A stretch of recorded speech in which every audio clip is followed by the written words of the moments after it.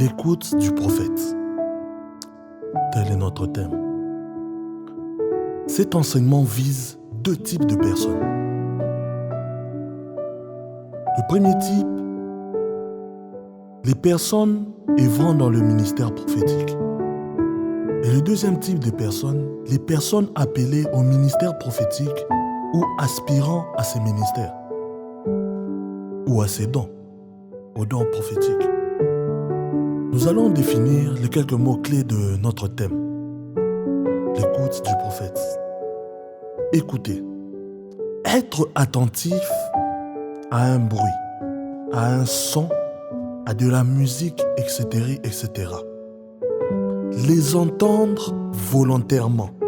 Prêter attention à ce que quelqu'un dit pour l'entendre et le comprendre. Tendre l'oreille pour percevoir le bruit produit par quelqu'un ou quelque chose. Être attentif à l'apparition d'un bruit, à la qualité d'un son, d'une musique, d'une voix, quelque chose d'impropre. Tenir compte de ce que dit quelqu'un, suivre. Prophète. Personne inspirée par Dieu, qui prédit l'avenir et révèle des vérités cachées. Exemple, les prophètes de la Bible. Synonyme, augure, divin, oracle. Et par rapport à cet enseignement, nous retiendrons deux types d'écoute. Le premier, qui est l'écoute spirituelle, ou écouter en esprit, écouter Dieu. Et le deuxième type d'écoute, l'écoute physique, écouter les frères et sœurs. Mais pourquoi travailler l'écoute?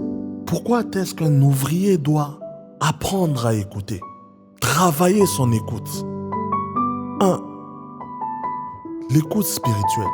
Nous devons savoir que l'écoute fait de toi un trésor.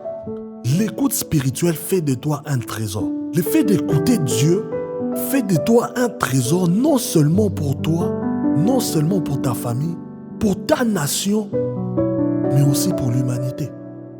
Exode 19, 5 à 6. Maintenant, si vous écoutez ma voix et si vous gardez mon alliance, vous m'appartiendrez entre tous les peuples, car toute la terre est à moi. Vous serez pour moi un royaume de sacrificateurs et une nation sainte. Voilà les paroles que tu diras aux enfants d'Israël. Oh yes.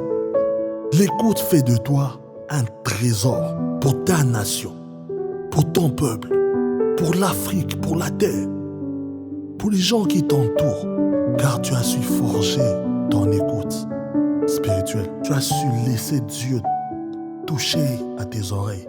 Deuxième point. L'écoute spirituelle fait trembler certaines personnes. Cette écoute fait trembler certaines personnes. Mais nous ne devons pas être de ces personnes-là. Exode 20, 18 à 21. Tous les peuples entendaient le tonnerre et le son de la trompette. Ils voyaient les flammes de la montagne fumantes. À ce spectacle, le peuple tremblait et se tenait dans l'éloignement. Ils dirent à Moïse, « Parle-nous toi-même et nous t'écouterons. » Mais que Dieu ne nous parle point, de peur que nous ne mourions. Mais Moïse dit au peuple, ne vous effrayez pas, car c'est pour vous mettre à l'épreuve que Dieu est venu. C'est pour que vous ayez sa crainte devant les yeux, afin que vous ne péchiez point. Oh yes. L'écoute fait trembler certains, mais nous ne devons pas être de cela. Point 3. Celui qui écoute spirituellement connaîtra les lois et les préceptes venant du Père. Oh, non seulement tu comprends les Écritures, mais tu arrives à entendre ce que Dieu veut réellement que tu puisses savoir. Luc 6, 27. Mais je vous dis à vous qui m'écoutez, aimez vos ennemis, Faites du bien à ceux qui vous haïssent. Je vous parle à vous qui m'écoutez. Non à ceux qui ne m'écoutent pas, mais à vous qui m'écoutez. Oh yes, soyons de ceux-là qui entendent Dieu, qui écoutent Dieu, qui tournons nos oreilles vers lui, qui acceptons de recevoir de lui. Nous connaîtrons ses lois et ses préceptes et aiguisons nos oreilles à l'entendre pour pouvoir l'entendre. Point 4. Celui qui écoute spirituellement est privilégié.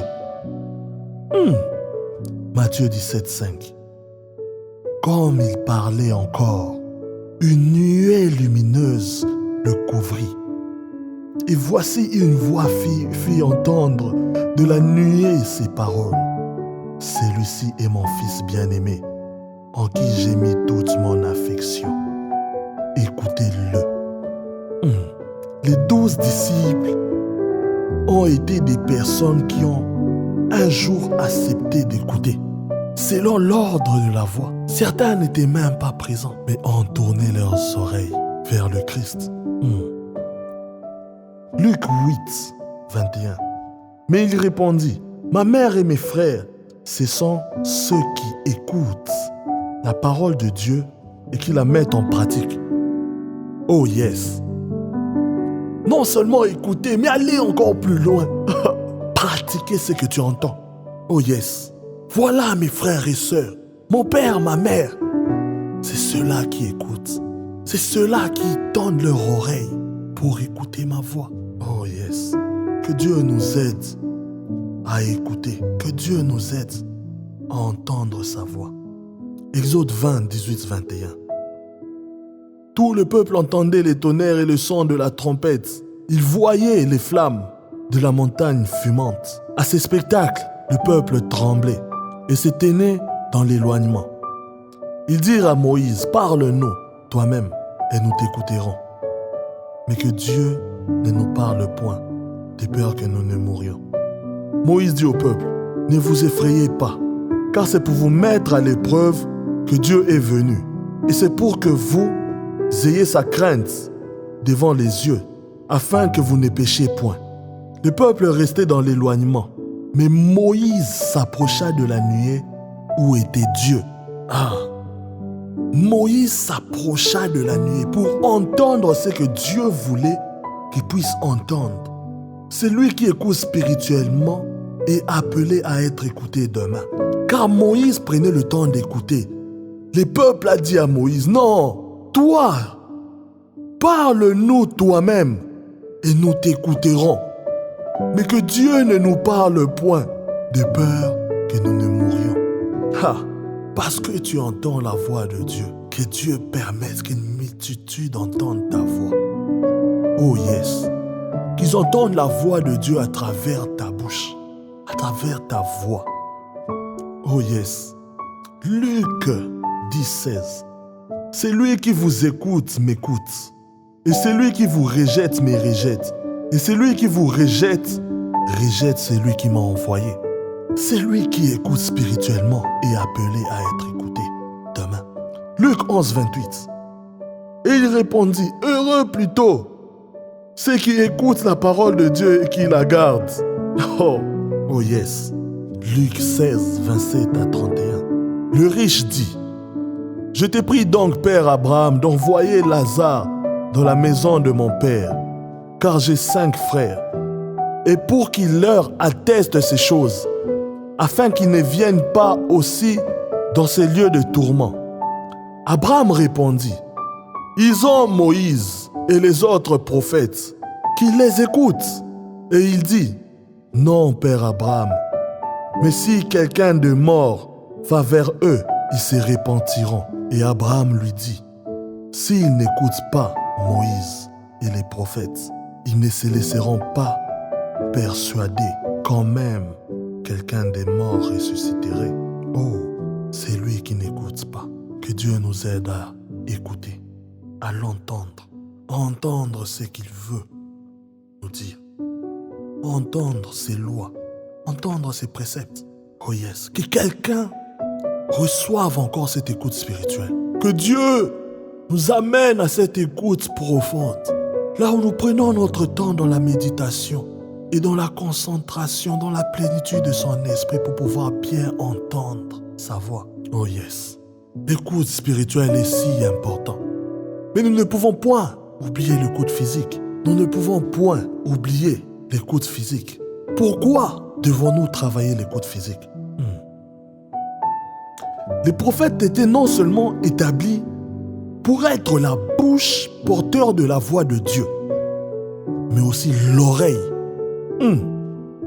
Et pour le peuple, l'oreille réceptionne, prend connaissance des attentes du peuple. Et après cela, le prophète va déposer devant Dieu. Exode 14, 12 à 18. N'est-ce pas?